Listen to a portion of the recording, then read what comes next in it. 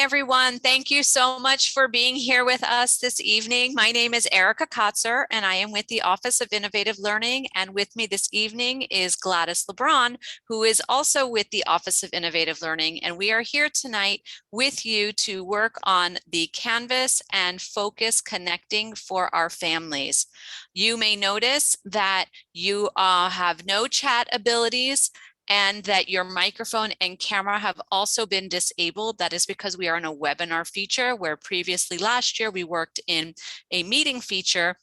We have transitioned into webinars, which allows for us to have more of you and in a more controlled setting. But that does not mean you can't communicate with us.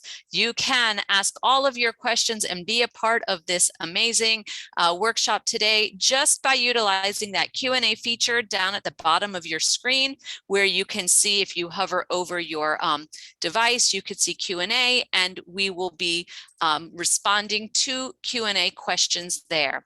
I do ask that you kind of hold your Q&A questions. Everyone is so super eager, and we love the fact that everybody wants to ask tons of questions and wants to know, and that is amazing.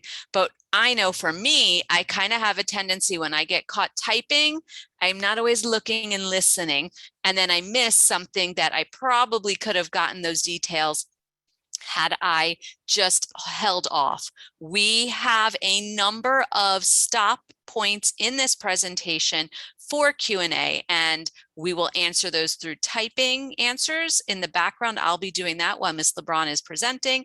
And then we will also ask live questions. And I'm gonna have to admit, I'm a horrible partner to be paired with, because I interrupt her all the time.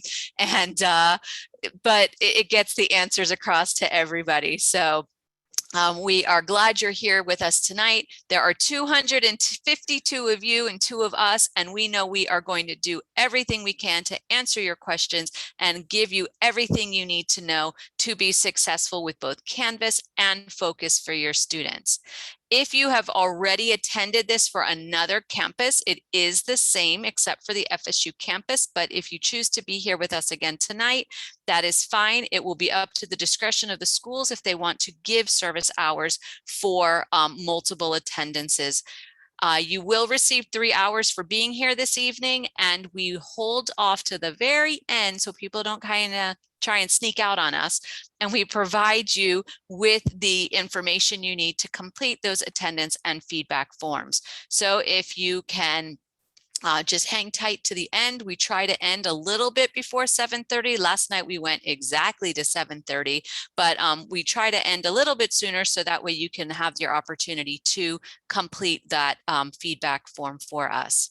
So I do not want to take any more time, but before we do get started, I just want to note that this session is being recorded, and that it will be shared with your campuses. We have 2 schools here today. We have the AVH, Academic Village High School, and AVM, Academic Village Middle School, and it will be shared with both of your campuses. Well, you're all one campus, but both sides of the campus, and it will be posted on the school website for you guys to be able to go back to and shared with you.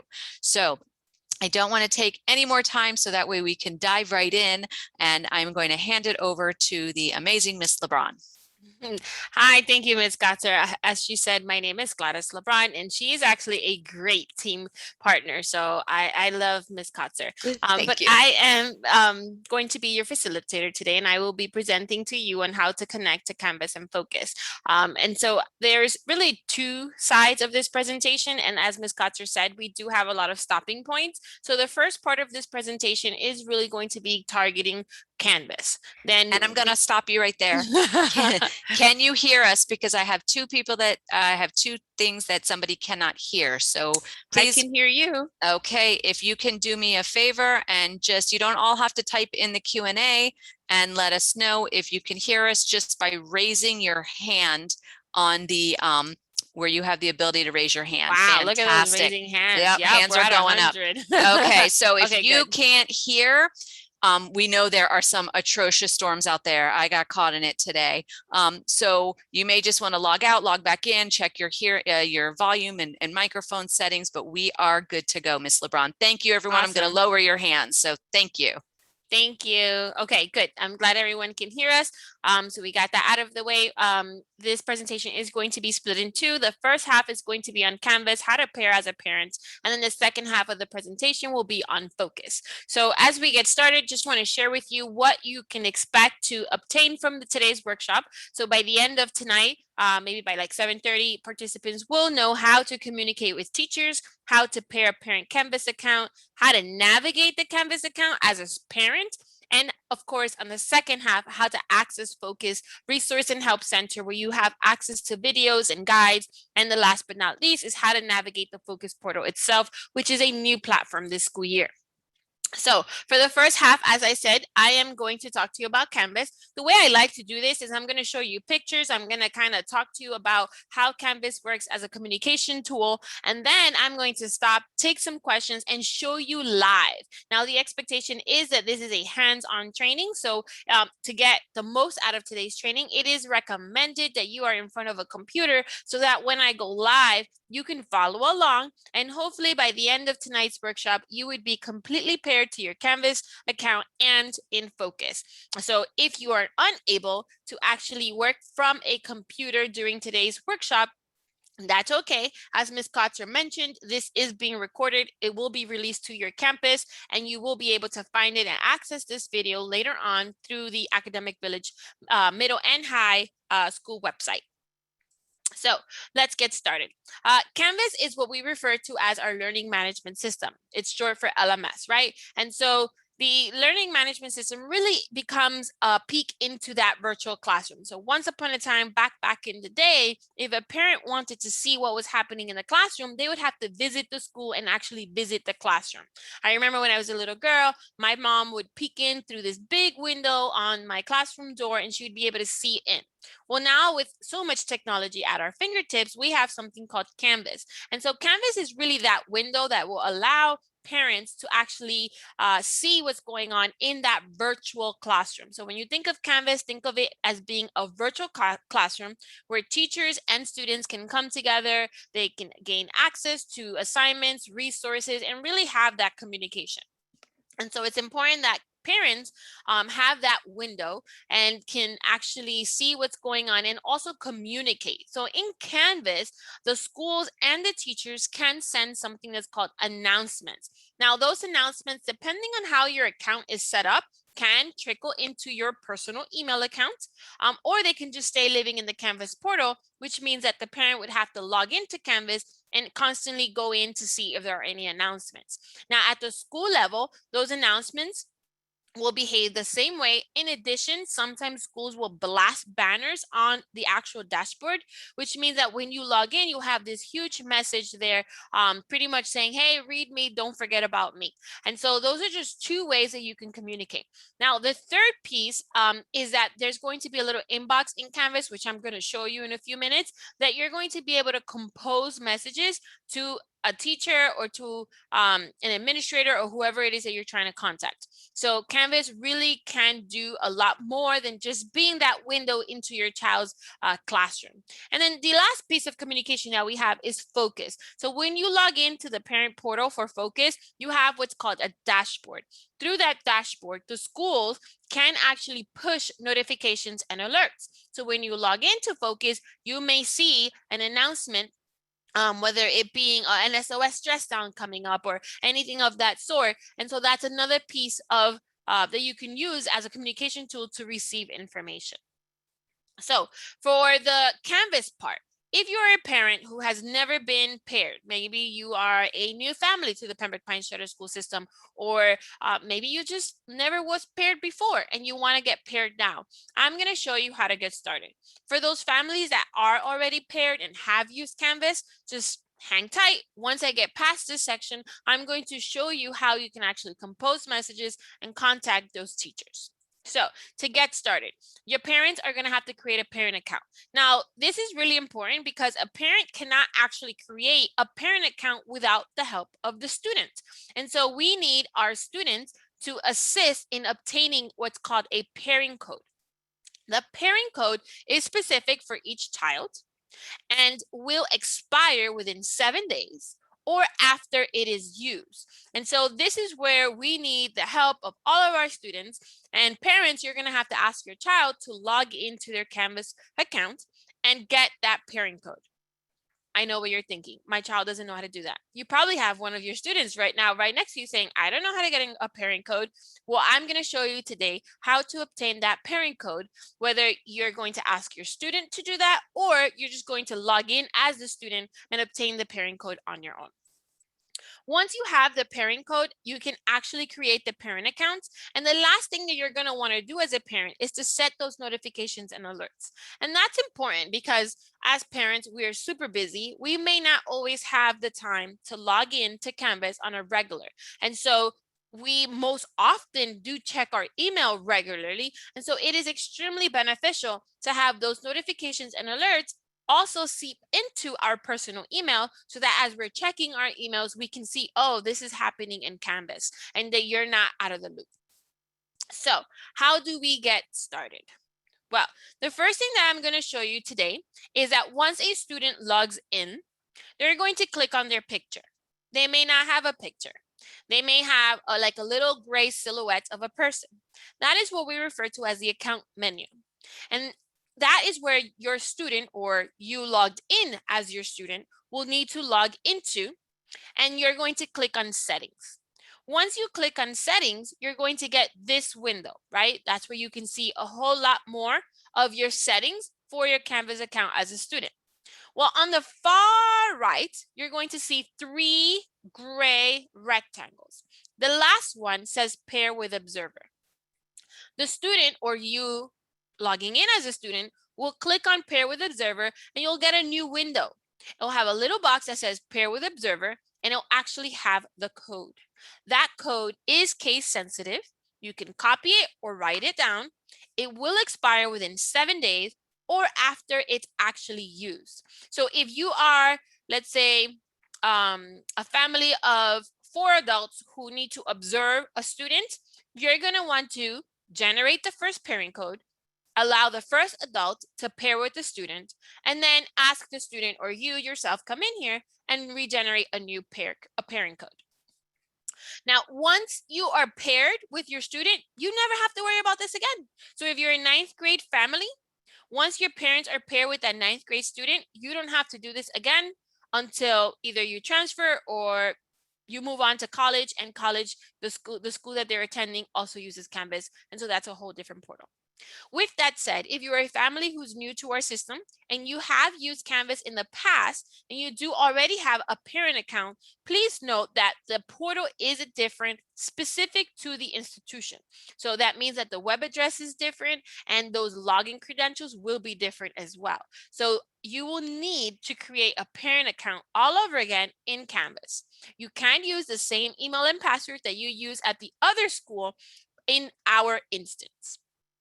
All right, so once a student logs in, right, you got that parent code, what's going to happen is that as a parent, you're going to see the dashboard of your child. And so this is Jadiel. He's my 3rd grader at FSU Elementary, and this is what his portal will look like. So that means that once I create my parent account and I'm paired to Jadiel, I'm going to be able to see the exact same courses that he sees, which means that because today's workshop is geared towards secondary students, that means that each parent will have a minimum of 6 Canvas courses. And I say minimum because if you're a parent of multiple children, that means you're going to get 6 for each one. And then, of course, we have the extracurricular, the clubs, the sports, and the actual Canvas course for the entire school. So, which I'm going to show you how you can add multiple children. So the objective of pairing to a student is so that A, the parent has access to view what's happening in each classroom, and that you're going to be able to communicate to the teacher and the teacher is going to be able to communicate with you. Now, one of the most frequently asked questions is, well, why should I create a parent account when I can just log in as my student? I know you were thinking that, weren't you? Well, for starters, it is best practice for you to have your own account, right? So if you're multiple adults, you really shouldn't share accounts or credentials, and really you shouldn't log in as your student. More importantly, if that teacher wishes to, let's say, communicate to parents only, when she sends it to parents, you're not going to get anything because there is no parent name or parent email associated with that student. So that's really important. Now, let's move on. This little printer sort of button on the left-hand side on that burgundy toolbar, it can also look like maybe some papers inside a box. It has a number 1. That is where we can compose messages to our teachers. Now, in some instances, parents would like to send messages, let's say, to a teacher and they log in as a student. Well, you know what that means? That means that when the teacher receives the message, it's going to have the name of the student, and then the teacher can be confused and think that the student is sending the message. So just another reason why parents should create their own accounts. Now, through this icon, which we call the inbox, we can send messages. Once we click on it, we get to this window. Similar to our email on the left, you're going to see that it has like an inbox where it hosts all of the messages and conversations that you have had, so they don't go away. On the far right, you will see that little pencil. That is where we get to compose the message. So if we click on it, and this is the same for students, by the way, you will get this window where you can write a message. On the top, you will identify the course that you want to send a message to, which again, I'm going to show you all of this again live. I'm just showing you some pictures, trying to kind of run through how everything should look and how everything should work. Now, when you're composing a message, you cannot unfortunately send one email to all teachers from different subjects. Pretty much is going to be one email per course. And so you're going to select the course that you want. You're going to give it a subject. And on the very bottom, if you did have to attach, let's say, a document or a video or a picture, you can click down below and you can attach those files. When you're done drafting your message, you can click send. Now, once you do that, you will send off the message and you will have some kind of record on the left of that message. When that person responds, you're going to be able to get a notification, log in here and see the original message you sent in addition to the message that you have received. So this right here is really good because when you send those messages, you can always come back. As you can see here, I have some really old messages from last school year, and at least it doesn't go away. You always have that log where you can come in and you can revisit those. And so that is why and how a parent should use a Canvas account. So this is one of our stopping points. I'm going to pause and I'm going to ask Ms. Kotzer if there's any questions that we should maybe answer out loud for the benefit of the group. We may want to reiterate about each parent needing their own credentials. Yes, both parents, because questions in the Q&A came up, both parents need to have, so that way you are using a best practice of using your own accounts, and you would all be following. And can I just tell you a great example? I had a family who shared credentials and unfortunately the email was hacked. And what happened, since the family only had that one parent account and they shared, they were pretty much locked out. And so it's good practice to have two. So like if my information got hacked or something happened to my email, whatever happened, there is that other adult who can still get in. So that's just a recommendation and a best practice. Okay, a bunch of these were like, how do they create the parent account? I'm going to show you how. Exactly. She's going to walk right now. The first half, she shows you like the static picture of what it looks like. And then she's actually going to go through and do it live. And you are going to get to go through that and do it at the same time, or just watch and then do it at another time. But she's going to show you exactly how you set up these accounts. And then if you have further questions, then we can answer those. But just hang tight so you can see it live and follow those setups. If you are not seeing the 3 rectangles on the right-hand side of your screen for pair with observer, it depends if you're maybe on a laptop or a different device. See if they're at the bottom. Sometimes it's just the setup on the type of device you're using, but you just should find somewhere on that screen pair with observer. So that did come up. Same things about creating those parent accounts. Can you show how to compose an email message again? So yes, I'm going to show you all of that. So remember, perfect. The first part is just me kind of giving you an overview of how to do these things, but in just like a few seconds, if there aren't any more pending questions, I am going to go live, which means I'm going to actually walk you through everything that I just said, plus a little bit more live, and I'm going to navigate and I'm going to actually do it. And then I'm going to do it again so that I'm going to allow parents to actually go to a computer and actually follow along. Okay, perfect. So couple things. This training is for high school. It's for the entire AV campus. So this is a 6 through 12 AVM and AVH. So if you are here from either one of those campuses, yes, you will receive your hours. So that way the questions regarding hours are there. Both parents regarding hours, if you have multiple people here in the training today, everybody who signs up for the attendance and feedback will earn hours. About the dashboard in Canvas, that came up, your dashboard in Canvas, and she's going to show you, and it's going to be explained, but you only have one dashboard, and we're going to show you how to manage that dashboard where all your students will be living in one place. And the Canvas app, yes, there is a Canvas app. It is blue. It's called Canvas for Parents, I believe, or Canvas Parents. It's a blue circle with the Canvas icon, and we can show you a picture of that later on, but that app is available for all devices, Apple, Android, Google, and it does not look the same when you launch it as the computer browser. If you were to open it up in Chrome or Firefox or something like that, it does look different, and you no longer see a dashboard. Now it's in list view. So there is an app, it just does look different, but a lot of these are questions regarding how-tos. So I'm going So let's to hold off. And let's move forward to that part so you guys can actually do it with Miss LeBron.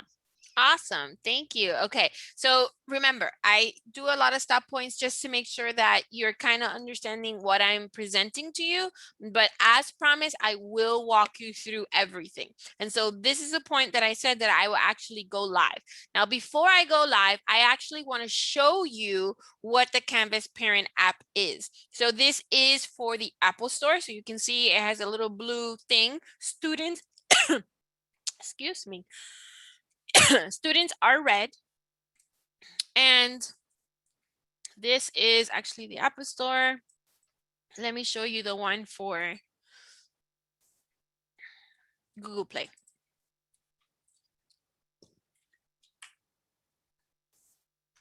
As you can see, they look exactly the same. Give me 1 second, please.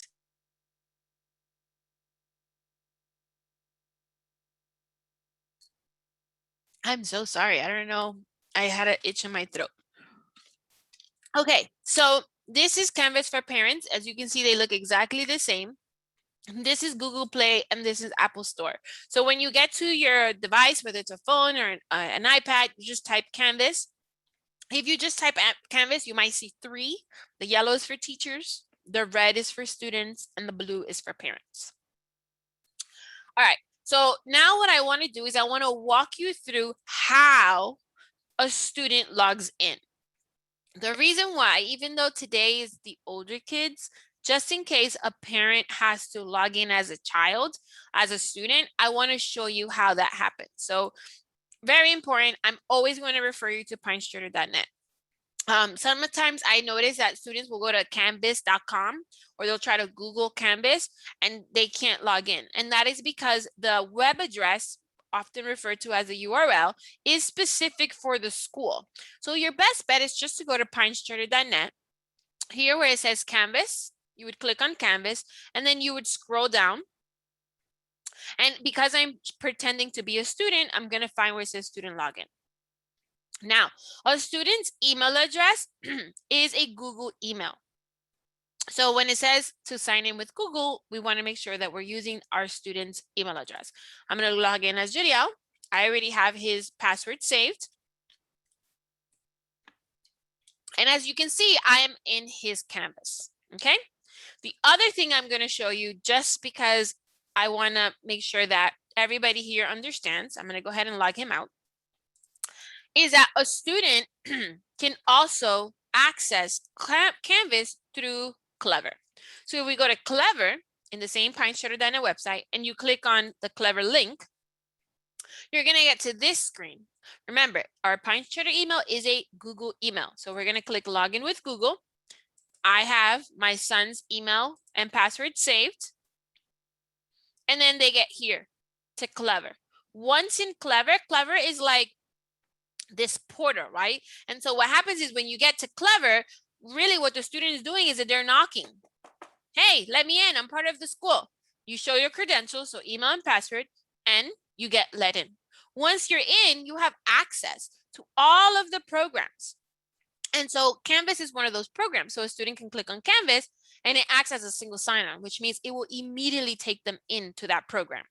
And so that's just another way. So whether you are the student logging in, or you're a brand new student to Charter and you're trying to figure out how to navigate these programs, or you're a parent who's going to log in as a student. Those are the two ways we can get in as a student. Now, students, whether you're helping your parents or parents who are going to do this on your own, how do you get that observer code?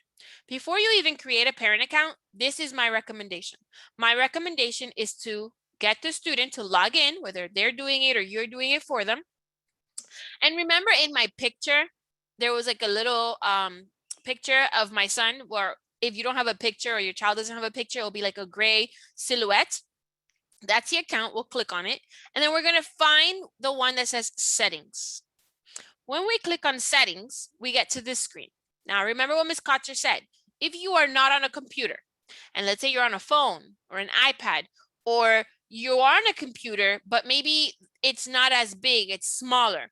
Well, things kind of shift. So the three rectangles on the far right that are silver or gray may be in the bottom. But if you clicked on settings, just scroll through that page, you should find the button that says pair with observer. Now, I'm not going to click on pair with observer because it's going to immediately generate a code. And I want to protect my son because remember, once someone has the code, they can link to the student. And so the student or the parent for the student, again, will click on the son's or daughter's picture, click on settings, and then they're going to choose the button that says pair with observer, and they're going to get that code. Okay, so now it'll be a perfect time if you want to do the hands-on is ask your student to log in, or you can log in as your student. Remember that you can go to pinescharter.net. So let's log Jadiel out and do this one more time.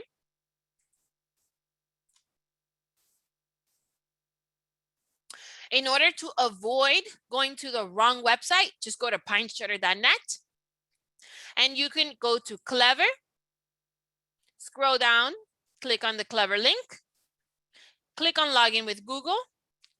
If you already have it, you can click on the Pinescharter email, or you can type the pinescharter.net email, enter that password, and hit next. This will let you into Clever.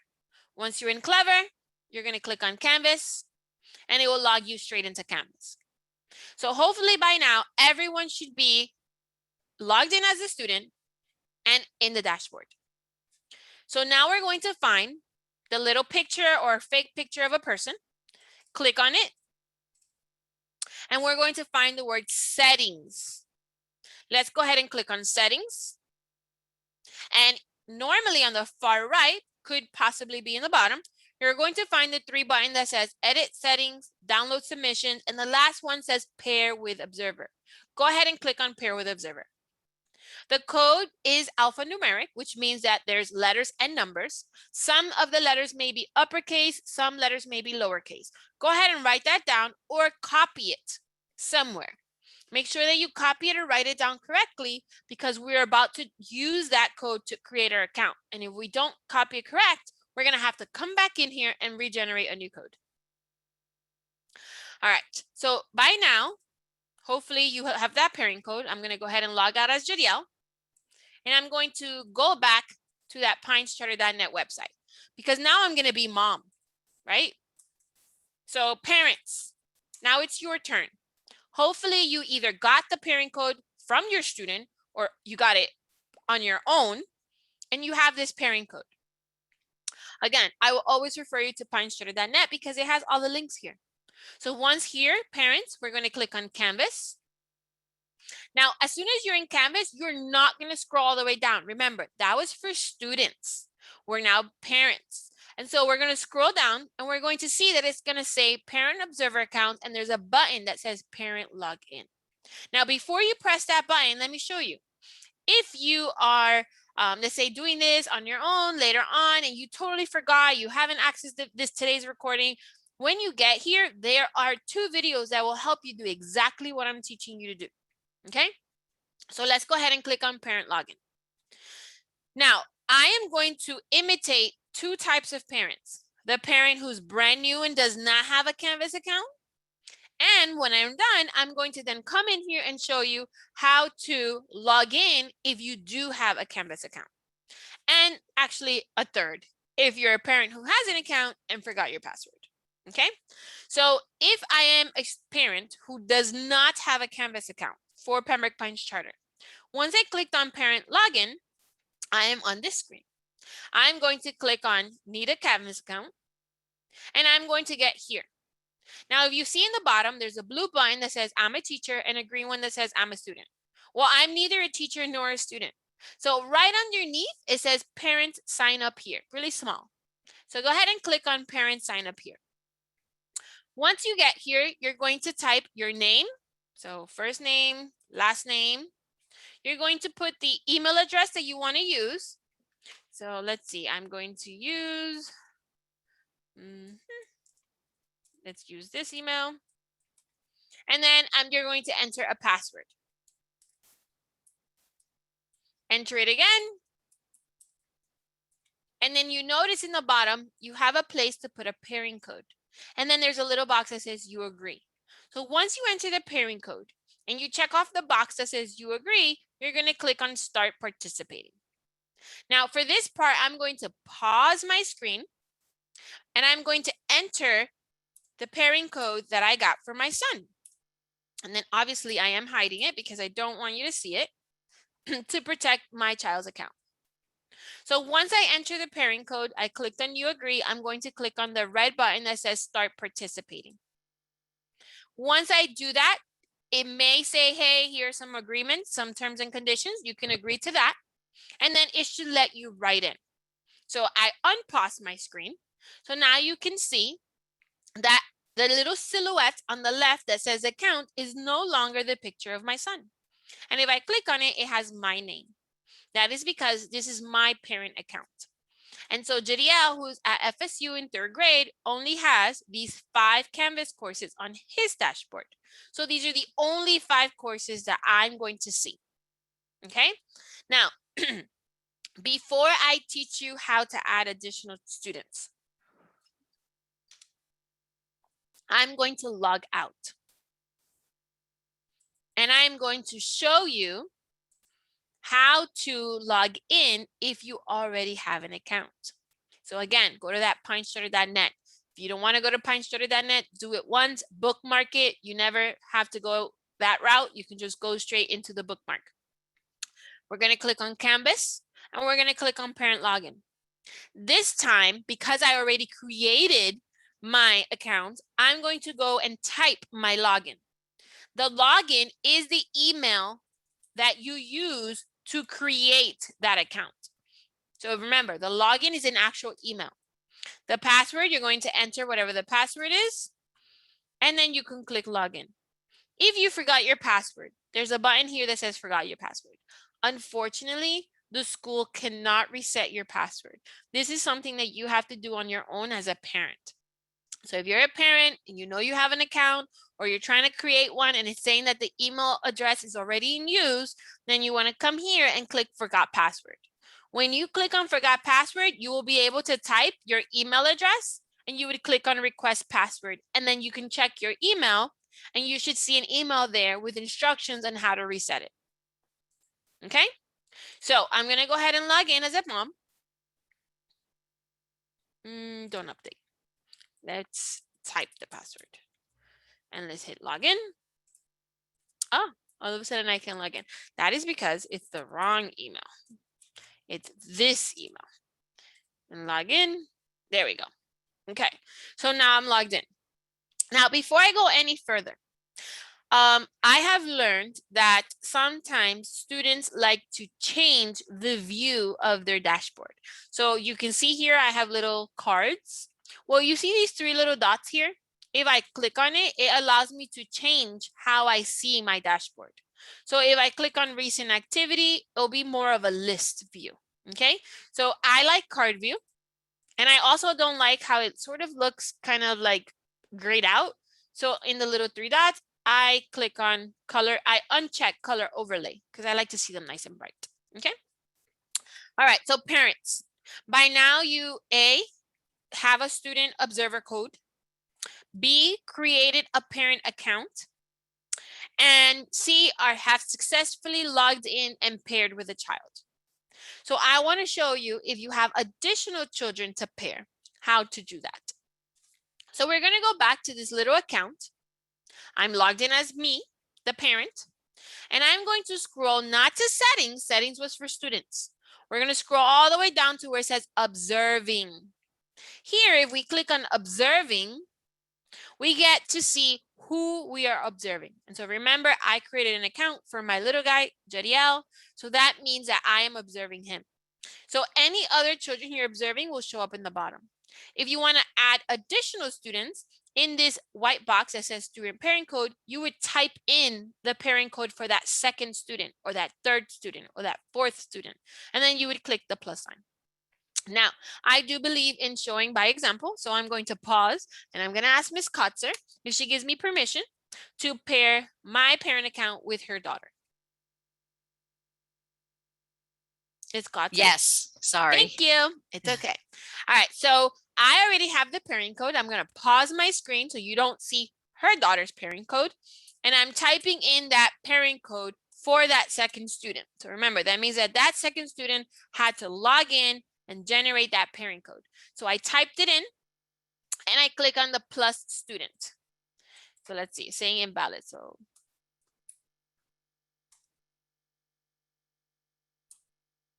okay.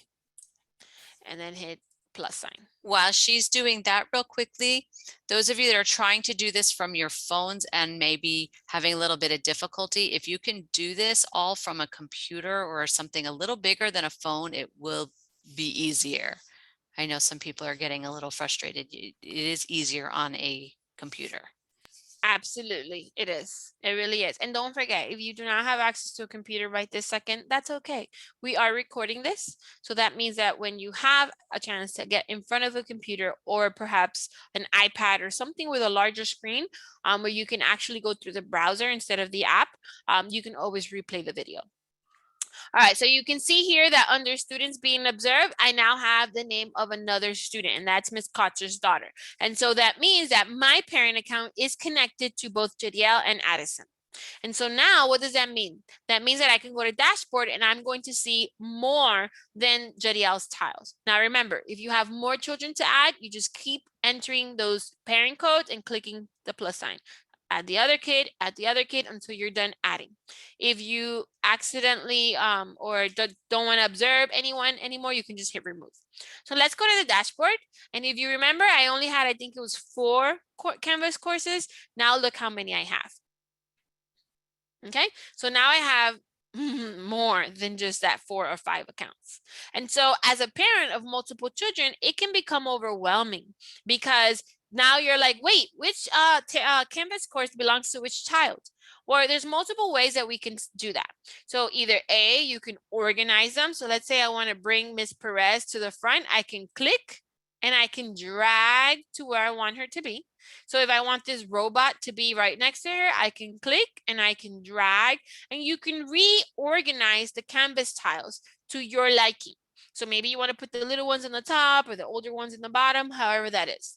Another way is right underneath, it says observing and it says the name of the student. So I know that Ms. Perez, it says observing Jadiel LeBron. So that means that this Canvas course is for Jadiel. And then the robot class, it says observing Addison. So that means that this Canvas course is for Addison. So as a parent of multiple children, it is important that you kind of know how or which class belongs to which child. And so I just showed you 2 different ways on how to do that. Okay, so by now we are logged in. We have those pairing codes where we probably added 1, 2, maybe more children to our parent account. And so I want to now show you how to send messages. And so remember from my pictures on the left, we're going to look for what looks like a printer. It says inbox, right? So we're going to go ahead and click on that. Obviously, this account was just newly created. I just created it with you guys. And so there's nothing here. But I can then start sending messages by clicking on the little pencil and clicking on compose. And then here I can select the course. So from this menu, my recommendation is to always do it from favorite, because those are the courses that are on your dashboard, right? And so let's say that I am looking for a specific teacher. Well, in this box, I can actually type the name of the teacher. So if I'm sending a message to Ms. Gore, I can just type her name and her course shows up. If I'm looking for a math class, I can just type math and the math comes up. The same way, I can just go down the list, okay? So let's say I want to send a message to Ms. Fleischer. Here where it says to, on the far right, I'm going to see that little address book. Let's click on it. Here, I can see that I have either teachers, students, or observers as options. Now, remember how I told you that you can only send it to specific teachers in the class? If there's more than one teacher in that Canvas course, then you'll see the names of the teachers and you can select more than one. So if I click on teacher, I can see that this Canvas course has 4 teachers listed. So I can select as many as I want from the teachers. Now, if the teacher I am looking for is not affiliated with this Canvas course or this class, then I cannot add them to this message. If we click on the address book, I can also attach a student. Obviously, it's only my student specific to this class. And last but not least, if I want, I can include the observer. The subject is whatever I want it to be. I can send it as an individual message or just the way it is. I can write my message here, which is my description box. Remember my attachment, and then I would click send. Once you do that, that message will live here on your inbox. Ms. Kotzer, any questions on what I've done so far? Yes, there's a question and I think others may have it. Can they contact the front office through Canvas? Not the front office, but let me see here. Let me go back to dashboard. There's a hub right here. See the FSU campus hub, and there's also one for the West Middle, because the 2 kids that I'm observing are from those 2 campuses. So let me just bring this up really quickly so that you can see them side by side. So let's say I wanted to send a message to West Middle School campus. Okay, so this is the West Middle School campus. Now you don't have to click on it. I'm just showing you that it exists.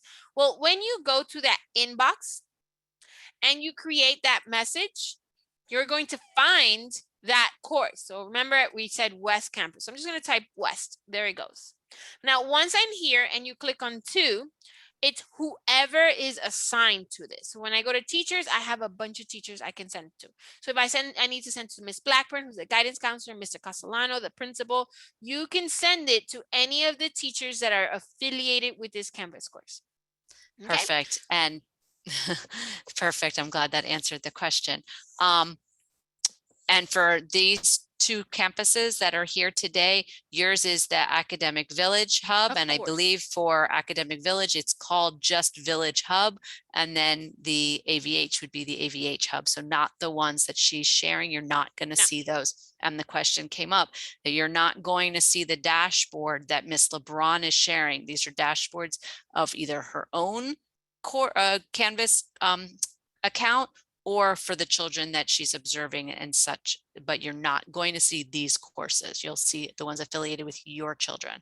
Correct. So if, let's say, you're in the same room with a significant other or a family member who also has children at the PinesCharter.net, the PinesCharter website, and they're logged in and you're logged in, but you each are not connected to the same children, you obviously will see different Canvas courses because these are the classes that are specific to the student. Okay, so by this point, I have showed you how to add additional children to your Canvas course, even remove them if you need to. I showed you how to kind of sort it out and figure out which class belongs to which student. And I also showed you how you can go to inbox and you can compose a message. Now, if you receive a message from the teacher or the schools, you will also see it here. Now, obviously it's blank because I created this account. Now, the last thing that I wanted to show you in Canvas is the notifications and alerts. So let's click on the little account. We're going to click on the word notifications. Now, it's very, very, very important that once a parent creates their account, that they just take a sneak peek at what the notifications are. If you have notifications turned off, you're never going to get an email to your email address, which means that you're going to be required to log into Canvas and see what's happening. And so I know that you guys are all busy because I'm a parent of 4. And so it is my recommendation that you come in here before tonight is over and just decide what is it that I want to be notified and alerted to. So once you clicked, again, that little account button, and you clicked on notifications, you are in the notifications window. Now, you see where it says email? It has the email address that I am linked to. So when we turn on or off some of these notifications, that is what we are referencing. So due date, do you want to receive a notification for when assignments are created and due dates are posted? So if we click on this little picture, it has a little list: notify immediately, daily summary, weekly summary, or off. So if you want to know, okay, every time a teacher creates an assignment and there's a due date and I want to know immediately, then go ahead and click on notify immediately. You're going to have that bell. If you want to say, no, that's too much, maybe just send me once daily of a summary of all of these, then you would click on daily summary. And if you want to see it weekly, then click on weekly. If you don't want to see it at all, then go ahead and turn it off. Okay, the grading policies, the course content, all the same. Some of the most important that I recommend as a parent would be the announcements. I have my announcements as notify immediately. Remember, if the school or a teacher sends out an announcement, you don't want to have to come into Canvas. So please have the notification immediately or maybe daily summary so that you can get those on a regular. If they're off, you're not going to get them to your email. The other one that I recommend is the grading. So every time an assignment is graded in Canvas, you want to be notified.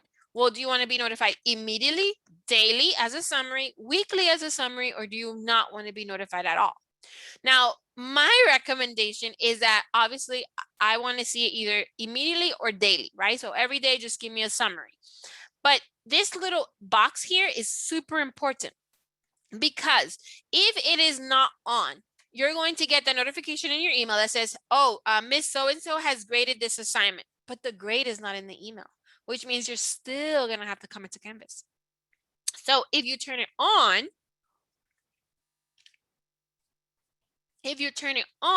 when you get that notification to your email, it will show you the grade. And so you don't have to come into Canvas because it's already in the email.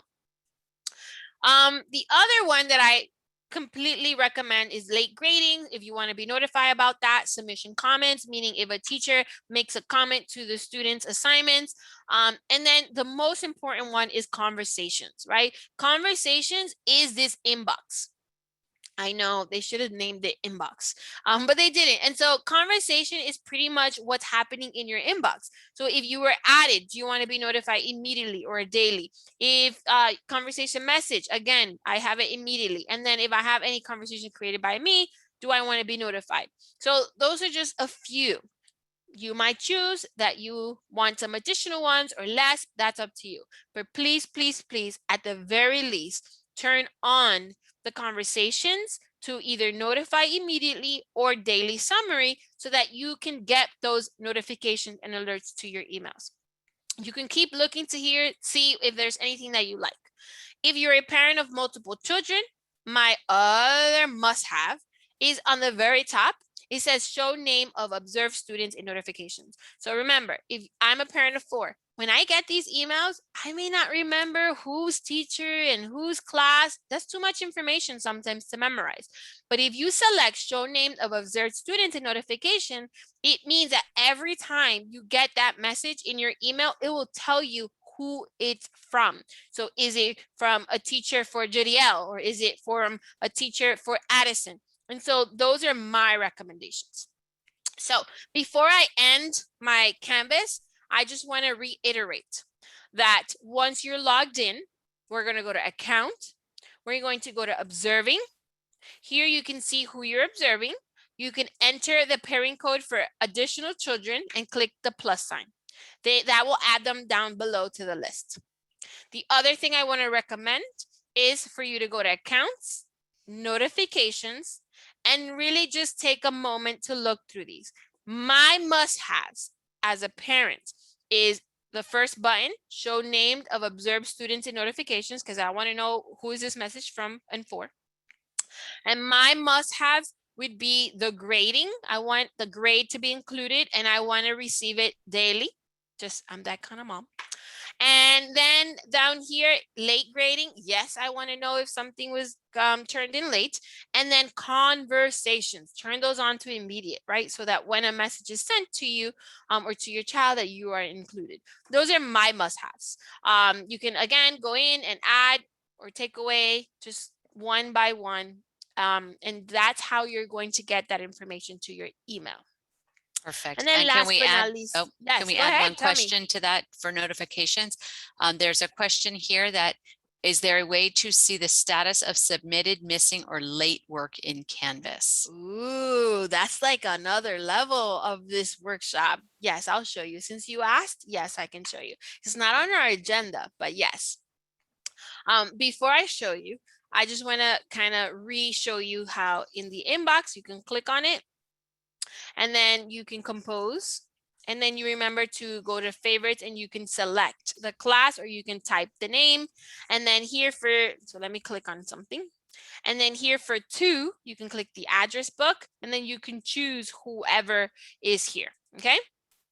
All right, so we have a special request. I'm all for it. Technically today is about communication, but if you want to know how you can see if something is late, the one thing that you could do is you can set your notifications so that in your notifications right here, where is it? The late grading, okay? And also all submissions.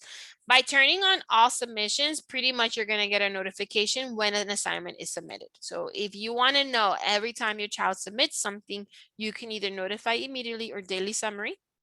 And that way you kind of have a log of, okay, when are they doing it? When are they submitting? So it'll say, Jadiel has turned in an assignment. And then the late grading that I discussed. Now, what I think that parent is asking me is, well, how do I actually see when they turned it in? Ms. Kotzer, I very much doubt Jadiel as a 3rd grader has a lot of activity here. Is it okay with you if I click on one of Addison's? Yes. Okay, perfect. Thank you. All right, so I'm just gonna click on the robot because he's cute. And so that's her math class. So this is Addison's class. So once I'm here as a parent, I can go to where it says grades. Okay, so when you click on grades, you can see here all of the grades. So you can see here when it was due, if there's any grades here or scores. See, as she got a 92.31 out of 100. And if you want, you can actually click on the assignment and it will tell you that the student submitted it on this day at this time. Okay, and this is how they submitted it at pay-per-view.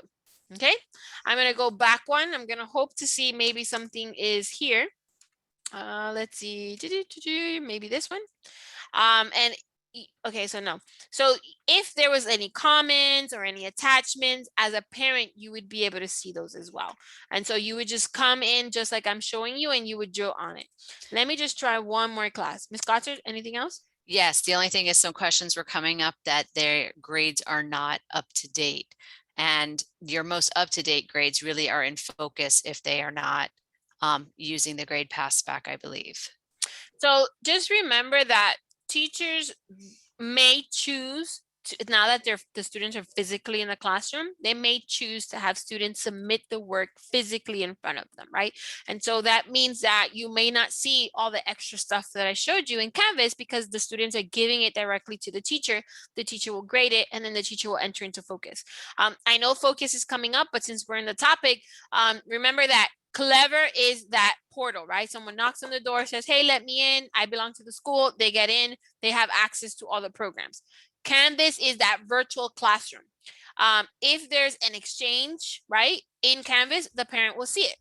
But Focus is the grade book. So if maybe you and I share the same age or age range, you may remember back in the day that teachers had like this little book or paper-sized book with a bunch of boxes, and that's where they kept the grade, and it was like a top secret. Nobody would know what the grade was until report cards were issued. And so we don't have to do that, right? We live in an age now where the gradebook is transparent, and that parents and students can log in at any point in time and see what their grade is in the class. And that is focus. So if your child's teacher is not using Canvas for students to actually submit the work, then you're going to want to rely on Focus to see the actual grade. And so unfortunately, I don't know which teachers use Canvas for submissions and which don't. So that's something that you're going to kind of have to ask either the teachers or the students. All right. For the questions coming in, why do we have two platforms? Ms. LeBron just clarified that not everything will always be in Canvas based on what the submission type is. Your final grade and overall arching grades will be Focus, and she'll get there. They are two completely different platforms, and they both are necessitated by the needs that they fulfill. So one doesn't wash out the other. No, they're actually very different. Obviously with technology these days, a lot of programs tend to do multiple things, right? So in Canvas, you could see grades, but just think of it this way. Focus is the actual grade book, right?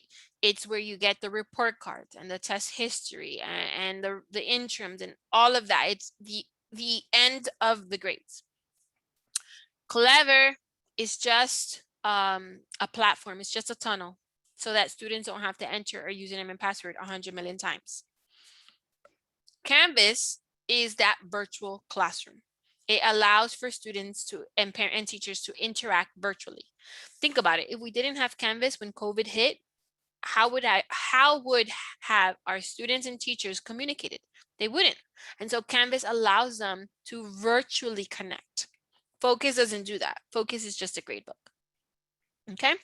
All right. So if we don't have any additional questions, I am going to move on.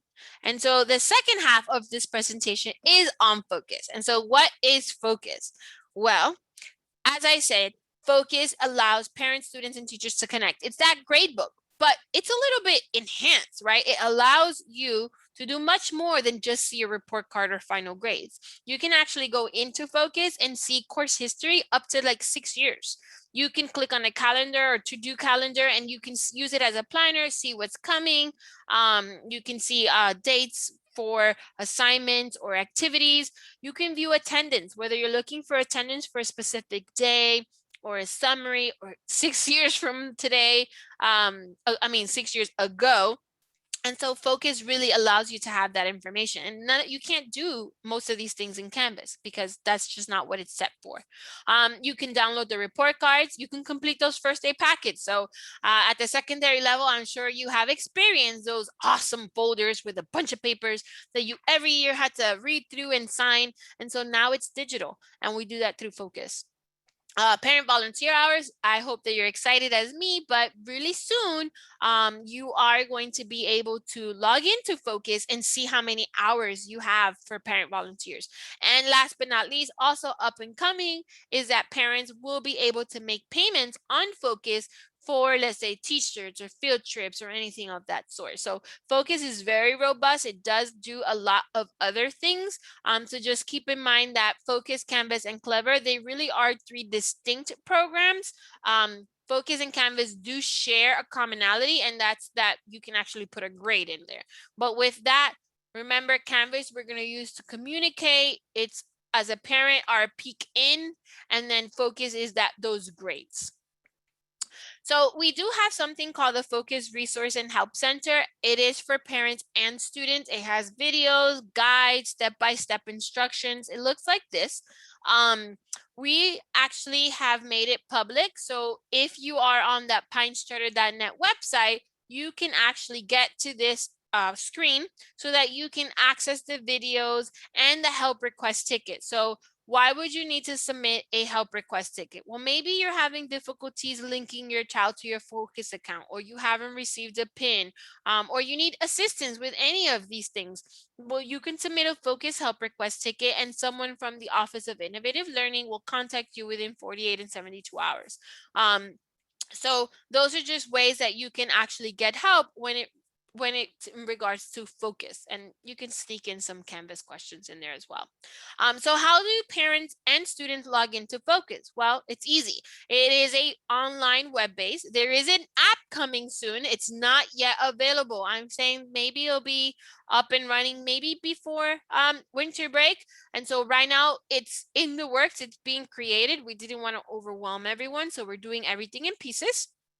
And so parents and students can access the Focus portal by actually going to the website.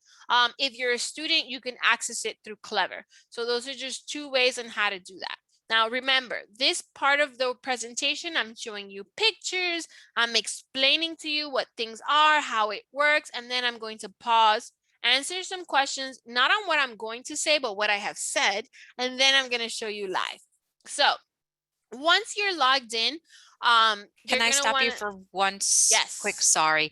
There's another high school meeting going on that a couple of the parents are trying to manage both.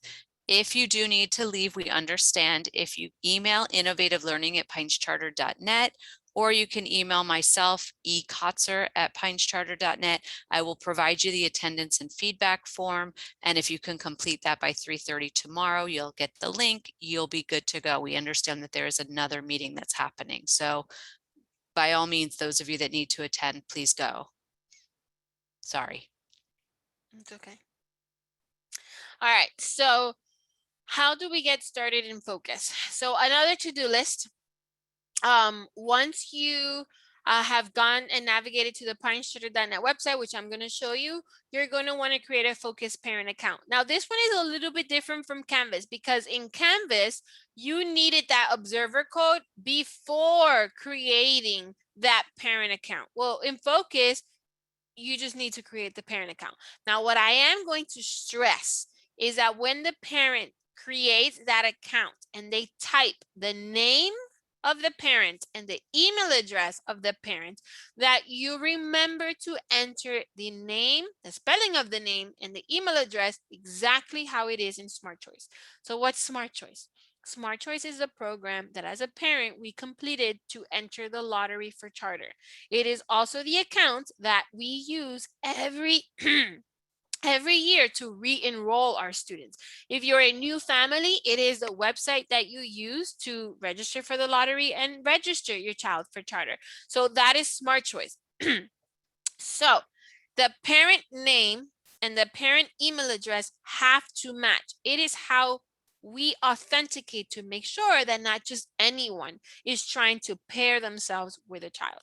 Okay, because in Focus, there's a lot of personal information like address and telephone number and lunch number and a bunch of other stuff. And so not everyone can have access to Focus. And that's the difference between Canvas and Focus. In Canvas, you're just looking at the classroom, the work, and anything that's going on, right? But in Focus, you're talking about personal information.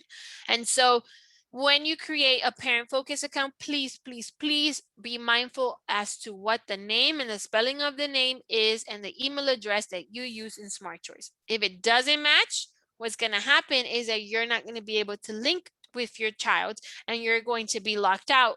And then we're going to have to update it. If you do discover as you're doing this, like, oh, wait, the email address, I don't have access to that email address anymore. It's old, or my name is misspelled, or now I've changed my name. Then you're going to want to either do one of two things. Either A, contact your child's school, ask for the registrar, and let them know that you need to update the parent's name or email address in Smart Choice. Or you can submit a help request ticket and we'll help you connect with that registrar person. Okay, so our to-do list to get started in Focus is that the parent will create a Focus account. The name and the email must match what's in Smart Choice. The second layer of authentication is that we need a parent PIN. Now, those parent PINs were emailed to everyone multiple times. I believe the last time we sent it, like as a mass sent, was on September 13th. And so you should have received an email. Again, if you didn't receive an email, it most likely is because the email that we have on file is that email from Smart Choice. And so you can contact us, let us know you need some assistance. We'll help you with that. Hopefully you receive the parent PIN. If it's not in your inbox, check your spam. but we will certainly send it out again. So we need that PIN number. All right, the PIN number is specific per student. So if you are, let's say, 4 adults again, and you're trying to have connecting yourself to that student, and all 4 of you are in Smart Choice, then you're going to use the same PIN number. Now, once you're successful in creating that parent account and in pairing the child, and you finally log in, the first thing you're going to see is pending forms. Unfortunately, you cannot do anything at all until those pending forms are completed. So which pending forms? You have first day packets, right? Remember those first day folders? Well, now they're in focus. And then you have the student housing questionnaire, and you have the student health services form. So there's a few forms that parents need to complete. You would just go ahead and click on the green button, and that will generate the forms. And pretty much when you're reading through the forms, there's some kind of either acknowledgement or drop down with a yes or a no. So you just want to make sure that you choose what's applicable for each form, and that will help you progress. If you get stuck and you're hitting next and you're like, it's not going, that most likely means that there's a required field that has to be completed. I know that I have heard that sometimes it gets a little bit confusing with the wording, because they'll say only fill this out if you want to opt out. But in reality, just remember that there's probably a yes or no drop down. So if you don't want them to participate, select no. If you do want them to participate, select yes. Or whatever the verbiage is on the form.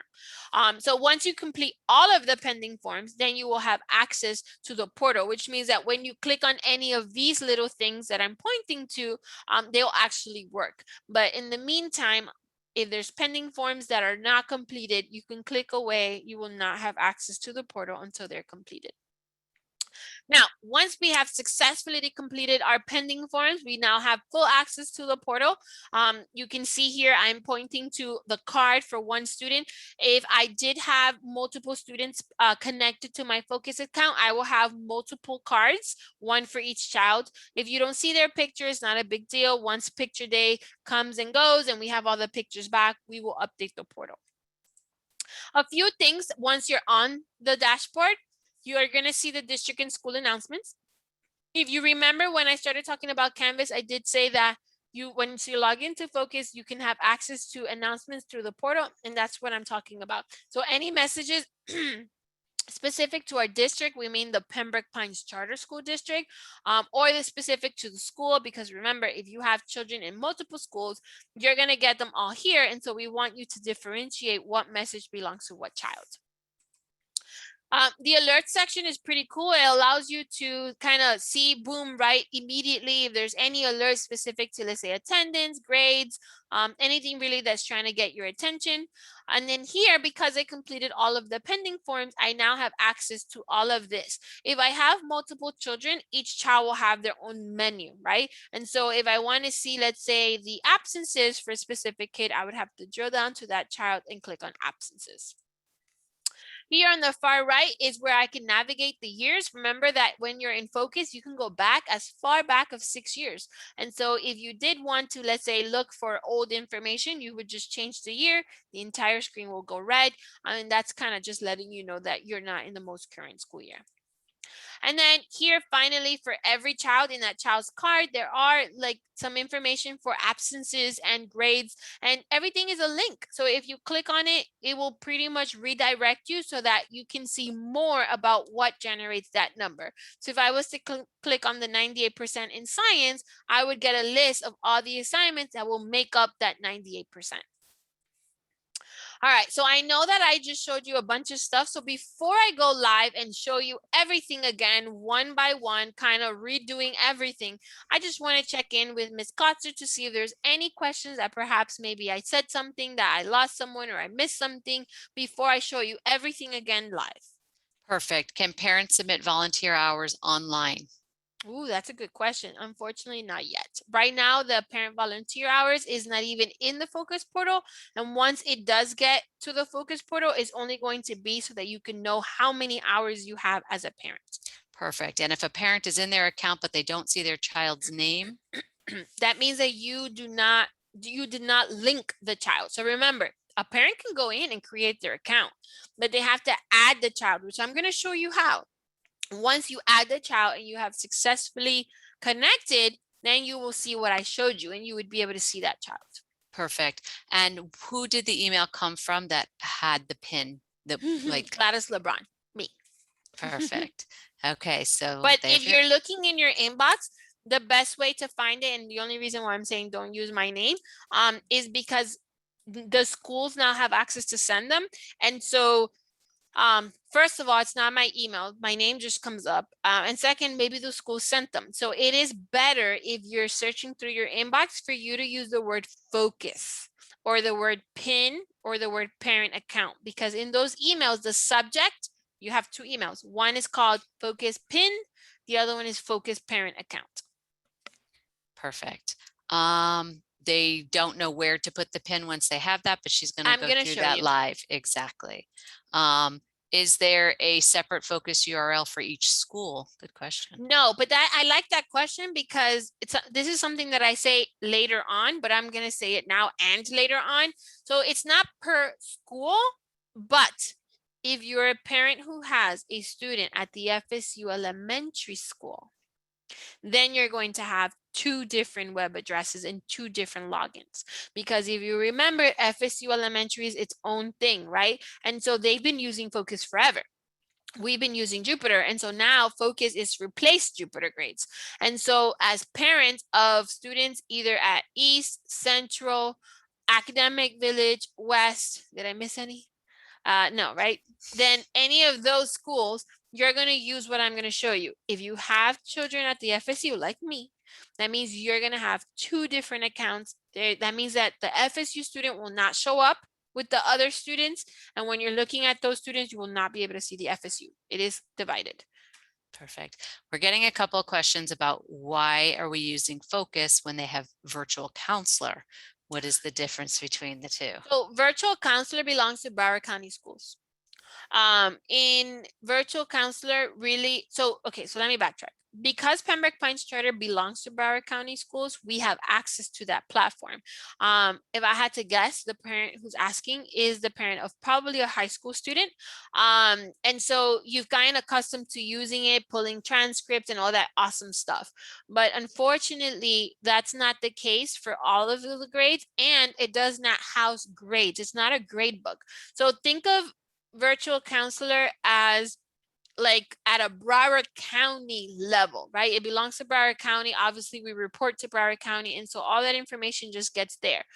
Now, with Focus, there's going to be a lot of information that is in virtual counselor that will also be accessible in Focus. But through Broward County, you cannot, virtual counselor, since it belongs to Broward County, you can't make payments. You can see course history, but You won't see live course correct. grades. It won't be live. It's all historical Data. It's just not the same. Your historical data, think of it as like your library of the historical data for your child's academic career, because it dates back to their start in the system, meaning Broward County Schools, and it will access all of the information that Focus will as well, but it's not as current and live. It's always delayed. So there is a huge difference. So think of it as like your historical data bank. And even if we were a Broward County school, like public school, we still wouldn't use virtual counselor alone because they use Correct. something called Pinnacle. Correct. After a parent signs up for Focus, will the second parent have full access once they register? The order doesn't matter. As long as that other adult is in Smart Choice, the name and the email address matches, that other adult can also create an account and add the child using the same PIN. And can we reiterate how to go about adding? Because the same question. Oh yeah, I'm going to show you. I haven't Uh, showed you it yet. No. How to, like, if their other secondary parent is not. Oh, if you in Smart have Choice. another adult who is not in Smart Choice, you can create as many accounts as you want. You won't be able to link the student. You need to call your child's school, ask for the registrar, and ask them to help you to add that other adult to Smart Choice. or you can submit a help request ticket and we'll help you make that connection with the proper people to get that going for you. Perfect. I'm glad here. I see some people are finding their pins that were buried in other Good, because you're emails. gonna need them in a few seconds. So yes, Perfect. as we're going through these Q&As, it would be great if you can start logging to your emails, get that pin, and I'm gonna show you how to do it. Remember, it is a hands-on training, so hopefully by the end of the presentation, you would have already been connected to Canvas and to Focus. And is there notifications, weekly notifications for grades like Jupiter used to do? Not at the moment. Perfect. Sorry, we just got inundated with these. No, that's what yes, the Q&A is for. Focus is replacing Jupiter. It is. That And if is. you're still getting messages from Jupiter, that's okay. Just know that it's soon going to go away. We didn't want to like shock everyone, and we wanted to make sure that parents were not like in the dark. And so we pretty much launched Focus while still having Jupiter, but by now you should see that now the schools and the teachers have used Jupiter grades less and less. So maybe now there aren't any grades. Notice how the interim report did not come from Jupiter, it came from Focus. So little by little, we've kind of taken a step back. So everyone is slowly transitioning to Focus. Perfect. And some parents are concerned about Canvas not being used by teachers. How are you going to keep track of student submissions? All teachers in the entire system should be using Canvas. It's been around now in our system, I want to say 4 years. And like Ms. LeBron said earlier, we did not join with Canvas just because the pandemic started. We were using Canvas way before the pandemic, and we were very thankful for that because it wasn't something that was brand new and we didn't have to pivot that crazy hard like others did. So this is something that is being used. Think of Canvas kind of replacing your old teacher websites. And it's even better than just a website because it's specific to your child, and that's how you're going to get that information. So if you are noticing that there's nothing happening from your teacher in Canvas, you may want to reach out to that teacher and say, hey, you know, I went to this workshop and we're supposed to be using Canvas.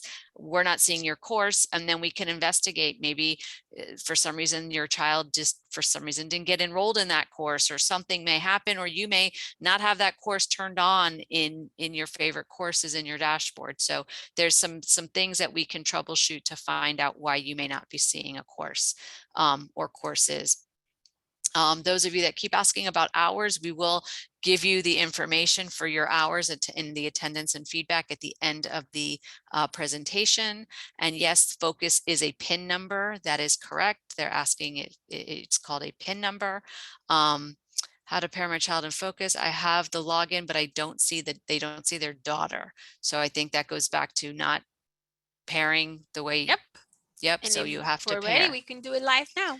I want to say, hold on, because they came in a bunch at once. How do I put an alert for my child when the grades drop below a C? You can't do that in Focus yet. Okay, so thank you for that. How can you reset the password if they forgot it? Submit a help request ticket.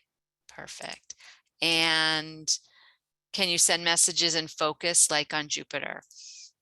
You can send something like an instant messenger. I've noticed there's like a slight delay. So our primary form of communication is through Canvas. So if you just go to Canvas and send a message, he keeps the log, it alerts to teachers.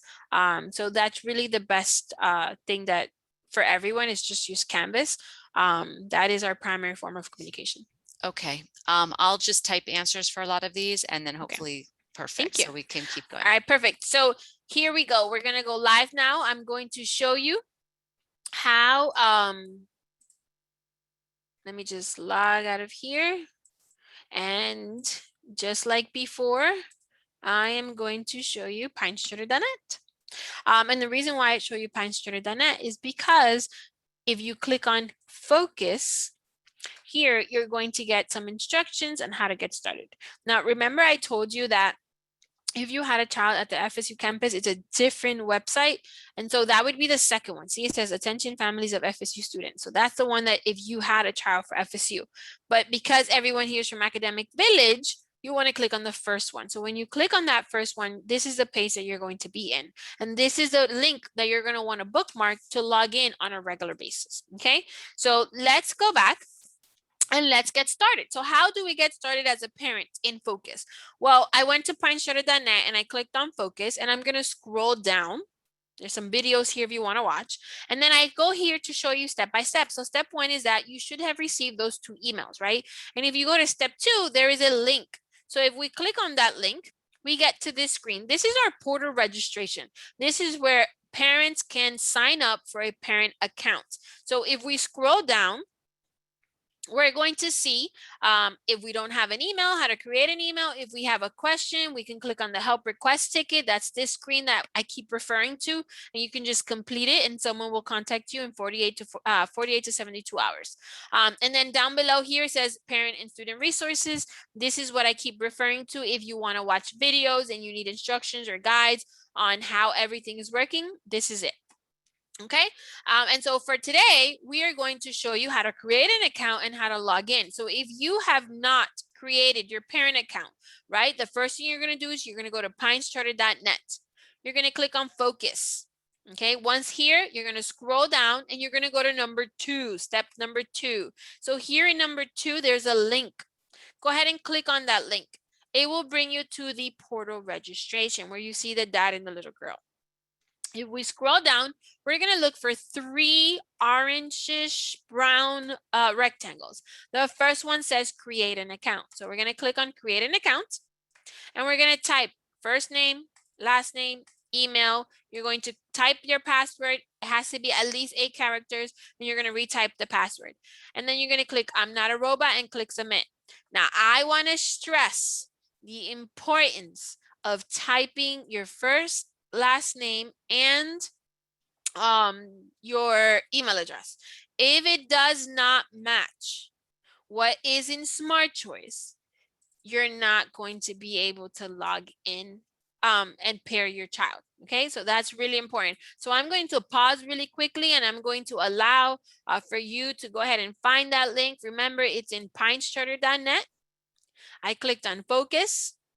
I scroll down, and where it says number 2, I clicked on the link. Once here, you're going to scroll down and click on create an account. If you already have an account, just bear with us as we allow everyone to kind of get that started. When you create an account, you're going to type your first and last name as it matches, and you're going to enter your email address again as it matches Smart Choice. Okay, so I'm going to go ahead and log in. Now, once you do that, you are going to get to a screen that is going to say, I would like to add a child, I would like to apply for enrollment, or I'm finished. So let's see if I can create an account as a parent. I'll use this password, and I'm going to click I'm not a robot. And I'm going to hit tractors. 1, 2, 3, verify. All right, I can click submit. Let me save that. It's already in use. Okay, let's try. I create so many that I don't even know. All right, so let's see if this one works. Traffic lights, 1, 2, 3, maybe 4. Verify. Yep. Submit. Save. Oh my goodness. I have used I have used all these emails. Okay, I'm gonna try one more. If not, I'm just gonna show you something else.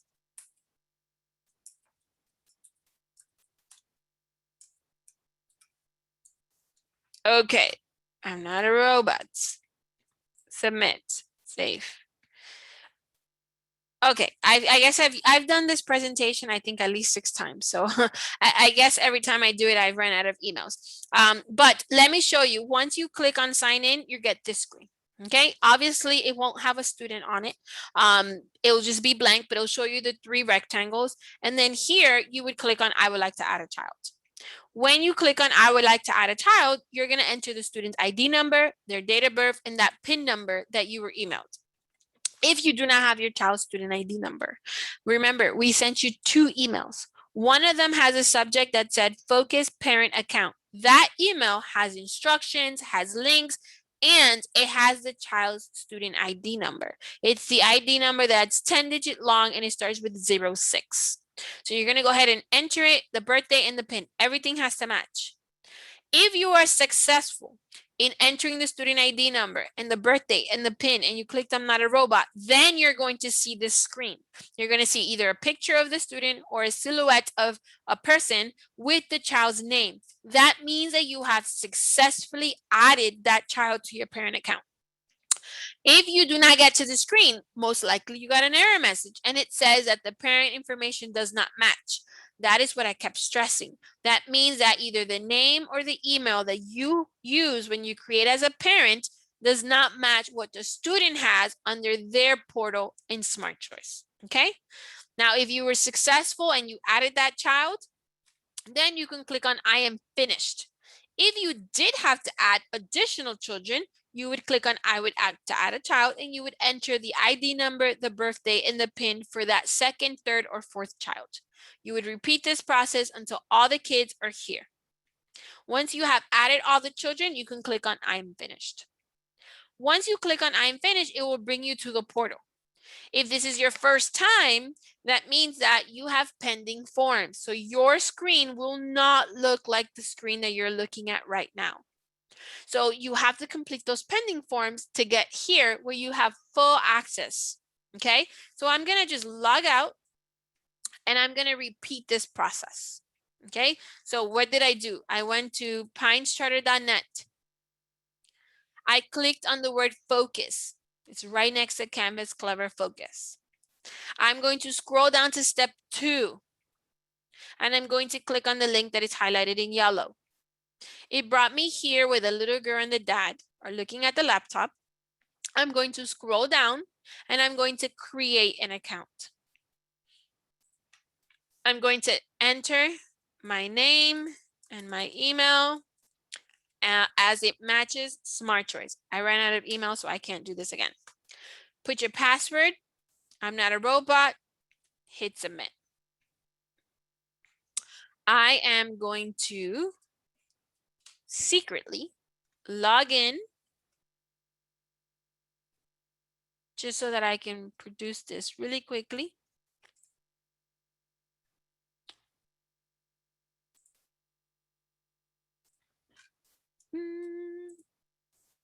Too many passwords to remember.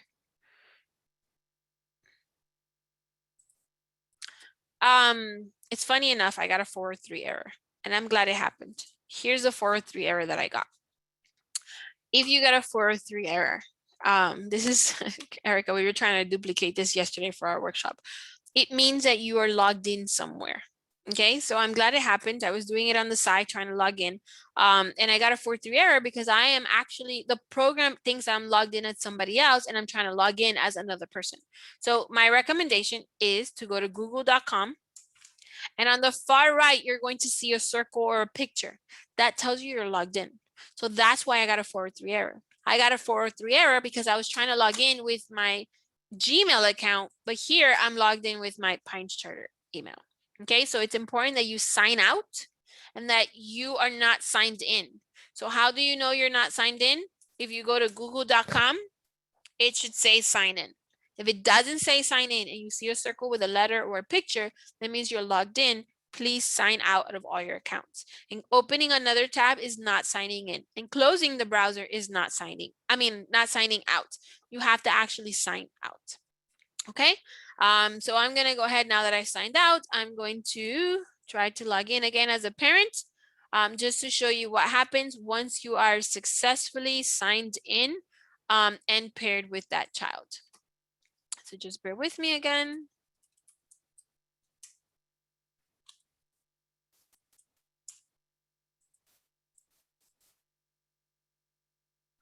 All right.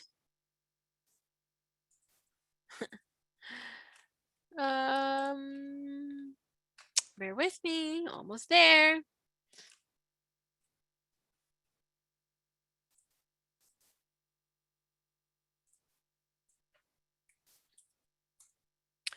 Okay, so this is my account.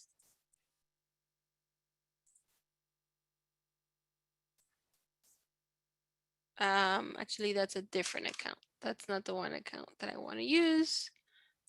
Let's use the other one. I'm telling you, I have a bunch of accounts, but by the end, I will only have one. All right, here we go. So, just to show you, you enter that student ID number, you were here, you're finished. You clicked I am finished, it brought you to your dashboard, okay? So at this point, I have shown you how to create a parent account, how to link or add a child, well, actually multiple children, to your Focus parent account. I have showed you how to add additional children if you needed to and get to your dashboard. Obviously, the pending forms were all completed for the student, so now I have access to the portal. So I want to take a few minutes just to show you how the portal works. So once you have completed all of the pending forms, this is what we refer to as a dashboard. If you remember from the pictures in the second half of the presentation, I tell you that there's a district and school announcements. So here in this announcement, I can scroll down and I see there's a message from West Middle Campus about Science Olympiad, iReady. There's also some Canvas parent pairing contest, a cheerleading tryout. So there's a lot of information here, okay? I can see my alerts if there were any alerts. Right now, there aren't any. I can click on events and again, see some upcoming events here. If I want, I can click on the view calendar. The view calendar allows you to see it holistically as a month or by a week. So if you want to see October, you can move to October. And if you go to display, you can actually click on show assignments and you can click on show lessons or show units or all three if you want to. And what that does is that it shows you on the calendar the assignment. So I can see here that on October 15, there's a leadership journal. I can click on this by week if I wanted to, and I can just navigate week by week. Okay, so I can see here there's a bunch of assignments. And then I have a little menu here as well with a list of everything that's on this calendar. To return to my dashboard, I can click on the house that says portal or the charter logo. It will bring you back to the dashboard. From here, if you look at the card that has green and has Addison's name on it, I can access the news. Again, this is specific to anything related to her grades. I can click on the planner to give me when assignments are due, or reports. The reports is where you can actually find the interim report that was sent out on Monday, or the report cards when they are sent in the future. If you go back to grades, you can either choose one of these zeros, which right now just means that the student does not have any excuse, unexcused, or tardies, or any of these grades. Remember, everything is a link. So if I click on it, it will take me to a list where I can see all the assignments that creates that grade. I can then either go back, or from this menu, I can navigate to another period. Okay, and then here in the top right, I can see categories. If I click on view grade summary, I go back again to see the summary for all my classes. Now, tonight's workshop includes high school students, and we did talk about virtual counselor. Eventually, the objective is that once a parent is logged into Focus, they won't have to navigate to virtual counselor. You could if you wanted to, but that if you're here, you also would have access to GPA information, or any graduation requirement details. And so eventually we are going to populate these for high school students so that it is up to date, working, and a parent can log in and see where their child is at. So that is coming soon. I'm going to go back to my portal. I'm just going to click on the house for this one. And then from here, again, I can either click on these zeros, or I can click on absences or attendance. Absences and attendance are pretty much the same. Absences is more of a summary. So here you can see like 0 periods for absent, 0 periods for excuse. And if you click on attendance, it's the same as you clicking on chart.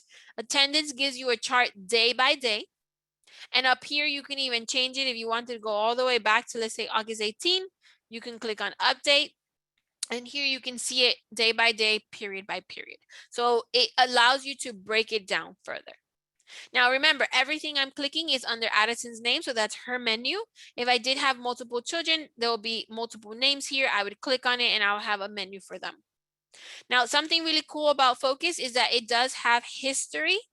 So if I click on test history, I can see that she took the iReady in January. She has some FSA scores here. So if I click on these triangles, I'll get like a little drop down that will give me the score. So this is really cool. It's something that was not available in Jupyter.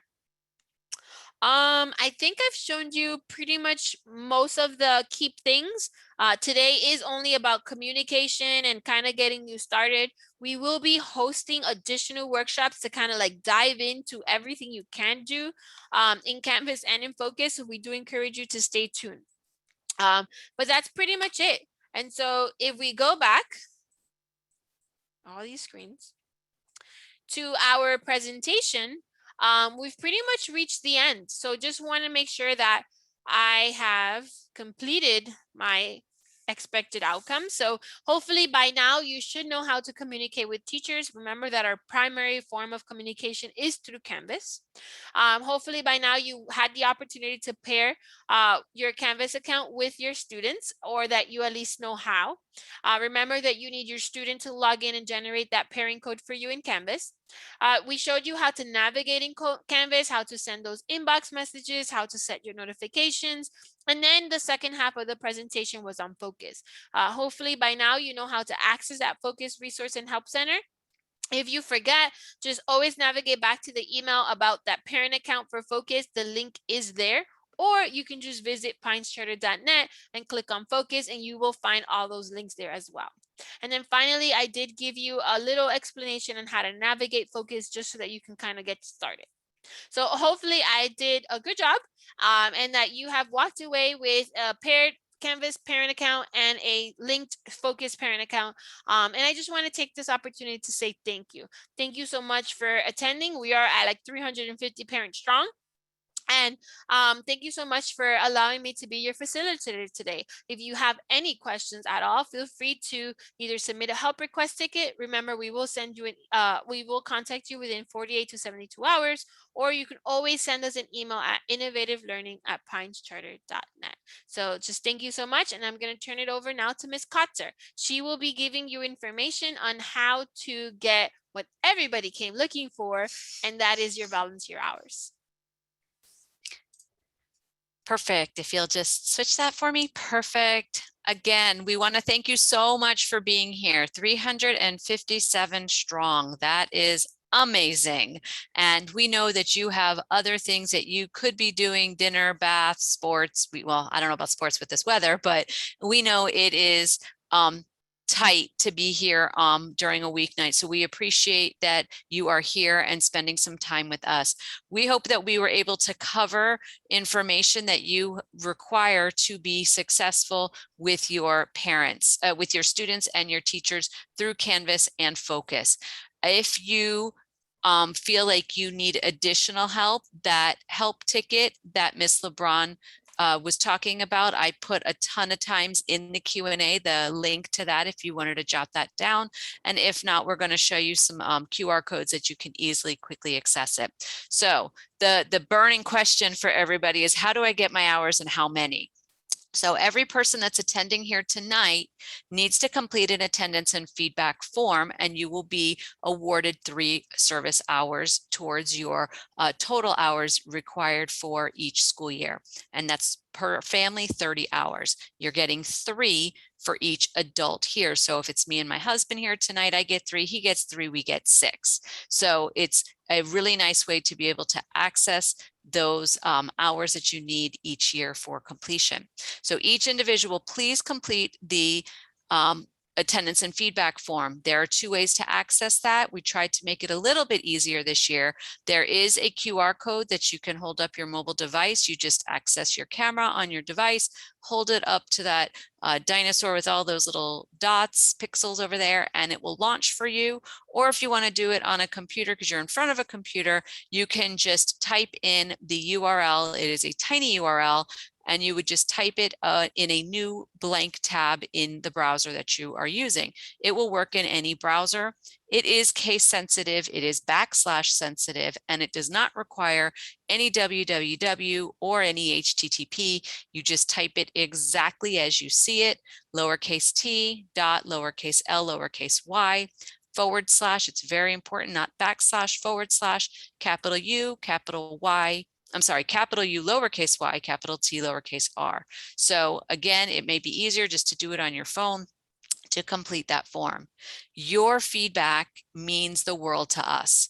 We are constantly looking to improve. We are a system about continuous improvement and growth, and we want to empower our students to do the best that we can, and we want to empower our teachers to do the best that they can. And the only way we can do that is by hearing back from you, our parents. Our parents and our students are our most important stakeholders because we are providing you what you need for your families to be successful in your academics. So please provide honest feedback for us, and we would love to hear that. And we want to hear what you want to see more of, so that way we know how to best plan and move forward with more of these workshops. Like Ms. LeBron said, we are doing this in chunks. We are not overwhelming everybody. We did not want to go 0 to 60 in no seconds. So everything is very deliberate, and we're releasing things in spurts, in chunks.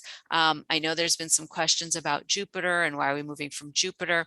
It is nothing was wrong with Jupiter. It's a great platform. However, it does not provide the robust capabilities that Focus does. And as we move forward, we know technology is always ever improving, and Focus really did fit those needs for us. So we know that it is hard to pivot and readjust to something new, especially if we got parents here of seniors who are probably, oh my gosh, not my last year, but it's okay. We are here along the way for you.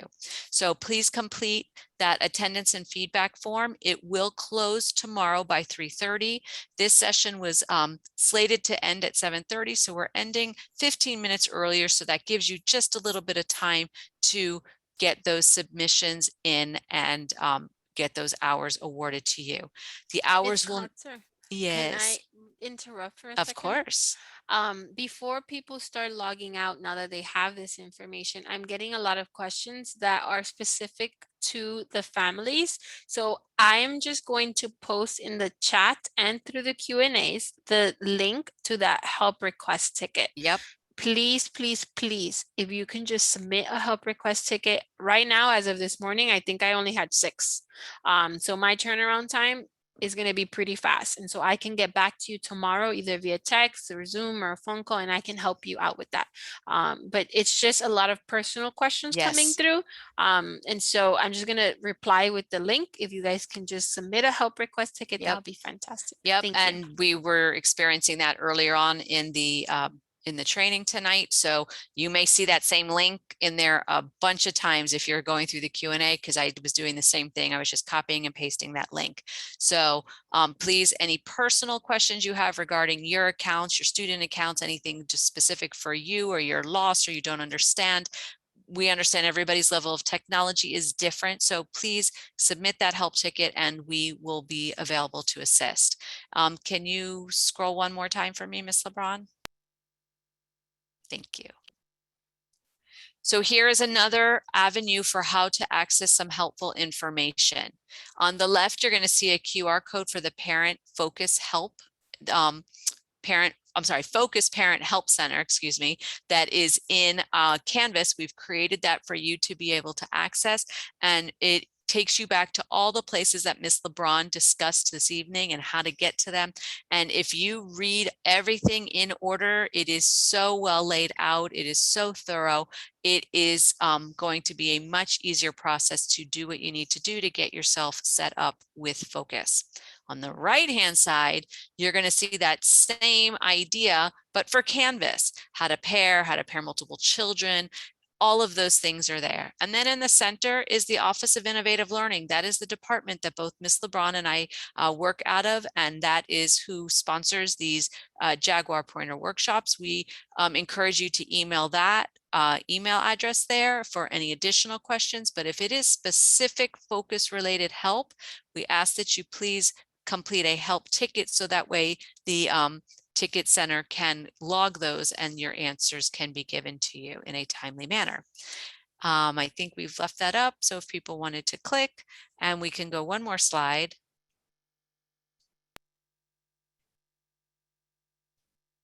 Fantastic. So again, we thank you so much for your time and being here this evening. We would love it if you would follow us on Twitter.